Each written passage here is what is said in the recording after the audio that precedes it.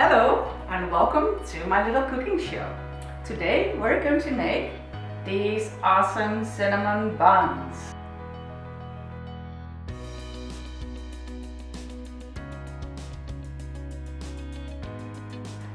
So for the preparation of the dough, we need a real starter, which is in this jar, regular flour, 3/4 of a cup, half a cup of water, wooden spoon and a spatula, and a bowl. So first we're going to take the starter out of the bowl. Now this is like a sticky starter, so hopefully it will come out. It's like a live organism, because this is the yeast of your cinnamon buns, and as you can tell, it's slow and goopy and looks kind of yuck. So what I do, I'm just going to help it a little bit because it's sticky. I guess, you know, we cannot get everything out. It's very, very goopy. So you want to have the whole and nothing but the whole starter involved in these beautiful buns. Sorry about this. As you can tell, I'm just a mom and not a professional. Anywho, that should do it for now. So this one was not of a whole lot of use. And then we add half a cup of water. I used filtered water because there's no chlorine in there. And 3/4 of a cup of flour. This is whole wheat flour. And you make it like nice and mix it all up. Listen to it. And this is what you call feeding the starter. The starter loves the flour because flour has yeast and it will make the starter grow twice its size. Yes, twice its size. If everything goes well. Because the first time we did it, we used the wrong flour, gluten-free. Not a good idea. There's no yeast. Starter didn't do anything. And my beautiful big sourdough bread turned out flat as a pancake. We had to toss it.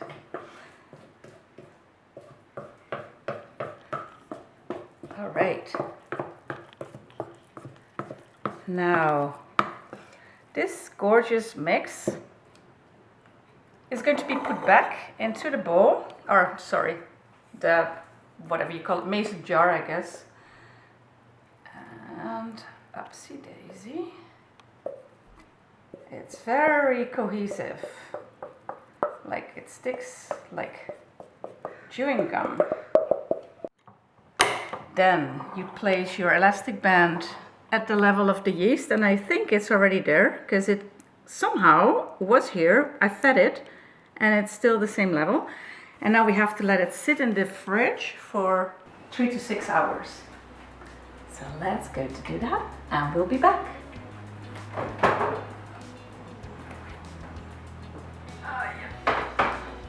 Bye.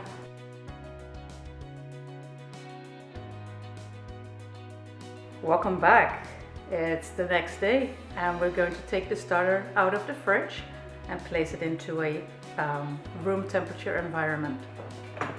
So by taking it out of the fridge, the warmth of the environment will make the yeast go up because of the temperature. When it's up enough, we're going to be ready to make the dough.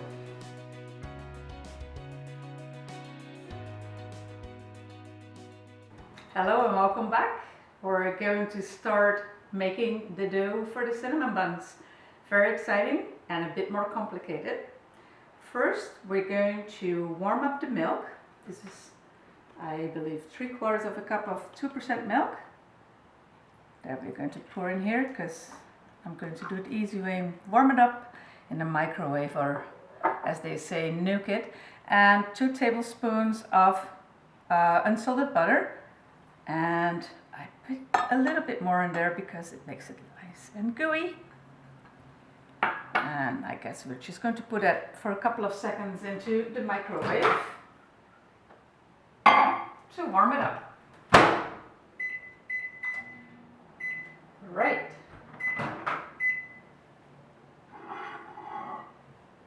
So that looks pretty good. We're going to put this on a very low setting. Pour this into this awesome standalone KitchenAid. Thank you, Santa.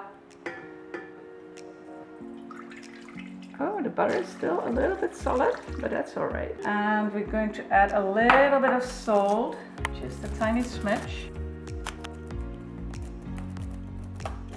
The countertop got some salt too.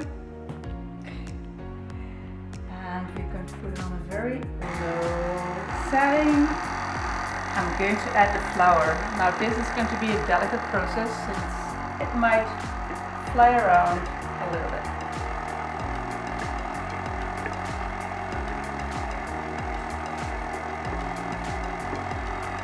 So it's like a delicate part, mixing in flour. How much more flour can you get into that bowl without not a whole lot of liquid? I don't know. But there you have it. It's all in there. So I'm kind of wondering if the starter has to go in there. The starter has to go in there. Oh, hold on. Add the egg. Yeah. We forgot that.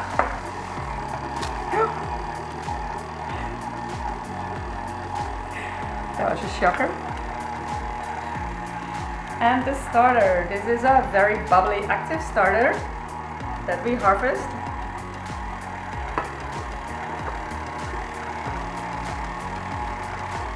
Oh, that sounds slushy.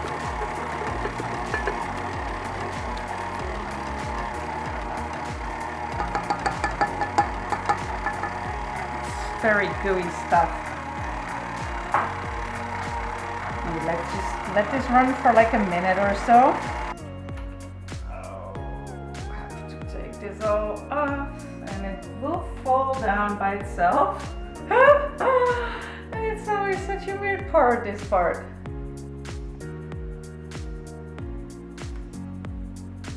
So here's a nice, I'll take this off so you can see it better. A nice dough that is now going to be resting for like half an hour to an hour with a warm cloth on top of it outside the sink, and then we'll be back. All right, has been sitting there for 30 minutes. Now we're going to use the hook. So take this off. Hi, Bill. Has rested a bit. All right. Put it down. Lock it, very important. And put it on 2 or 3, I think. And it goes up again, so it's, I guess, time to stop it. And it comes off clean, which is perfect. Lightly spray. I use coconut because otherwise it doesn't come clean out of the bowl. And I just lightly spray it. There we go. And transfer the dough into the bowl. There we go. And we're going to give it a little bit of a rest. Yes, again, with a damp towel and rest for another 30 minutes.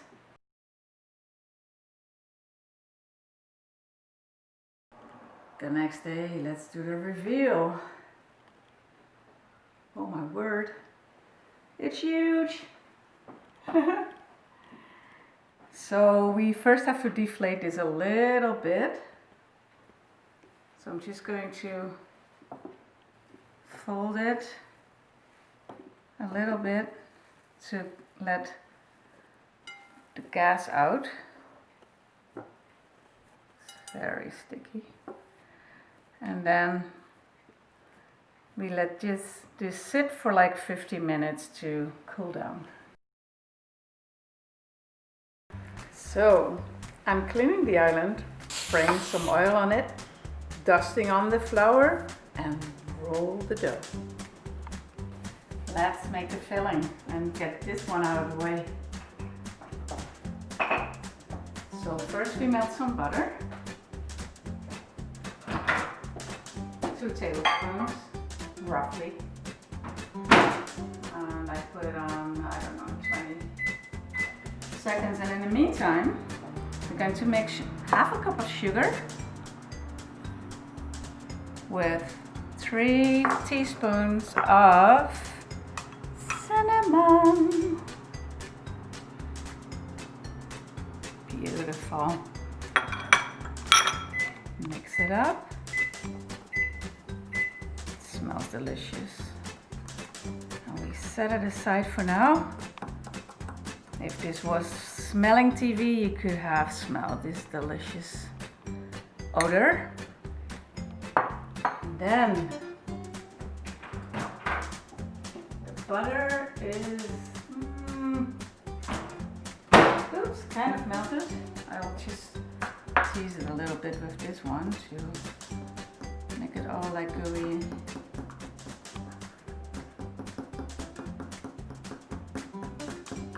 Because this is going to be lathered onto the dough, believe it or not. Can be a bit softer, but I think it's fine. So I have this cute little brush because I don't want to make my fingers completely dirty. And it's more hygienic. Spread it all on the dough. Yes, just unsalted butter will do the trick. Butter is a bit hard, but let's just keep on going. It's almost like spreading a massive sandwich. I'm going to now sprinkle the topping, and apparently according to the recipe you have to stay away from the rim for like half an inch. I'm not an inch person, but I try to do my best. And then gradually spread it out over the whole flour. There, we're almost there, and I have some left. Shall we put it on? Oh yeah. Going to put it all on. Why not? And there you have it. Beautiful. So I have this tiny bowl of a little bit of olive oil to make my fingers a bit greasy so the rolling will go better. And for that actually I need assistance. So I'm asking my awesome cameraman to join me in the rolling of the dough.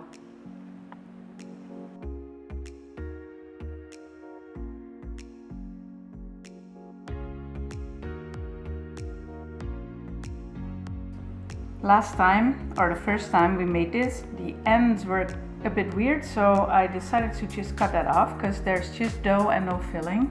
And I do it with this side as well because there's no filling in there, and yeah, it doesn't taste like anything. Then I'm going to lightly oil this very sharp knife, and you should do this with a brush, but I just tossed it in the sink and it's no longer clean. So this is not a good example how to safely work. But anyways, now you're going to cut it. Normally, I think like this big, we last time used a little measuring tape. I'm just going to score the dough to see where I'm going to cut them. And I think it's about equal sizes of cinnamon buns. And my goodness, there's actually a lot of buns. So I'm now going to cut them. Very sticky because the weather is quite warm today.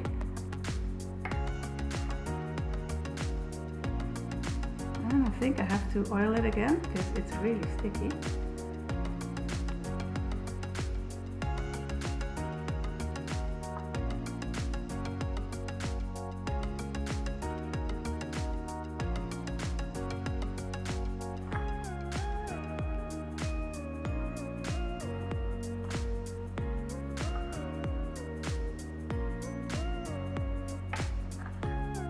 And the last one. All right, now this is the fun part because this is also tedious. You can finally make some noise.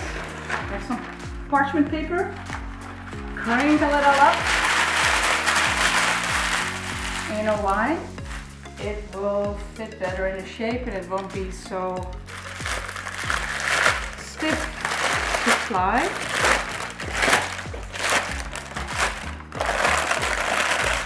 Then you're going to put these little babies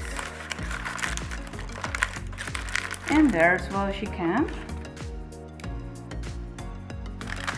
And there's going to be a lot of cinnamon buns, just saying.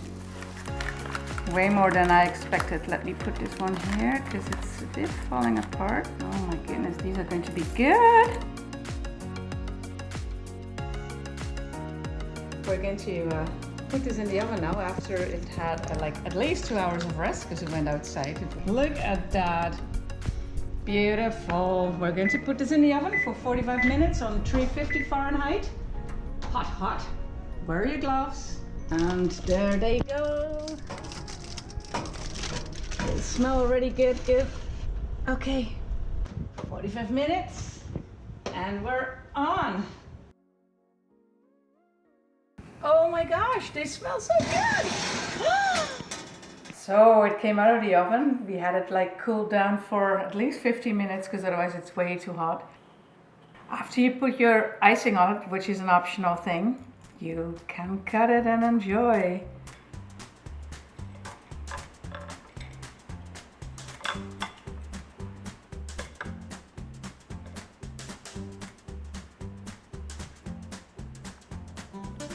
Bon appétit!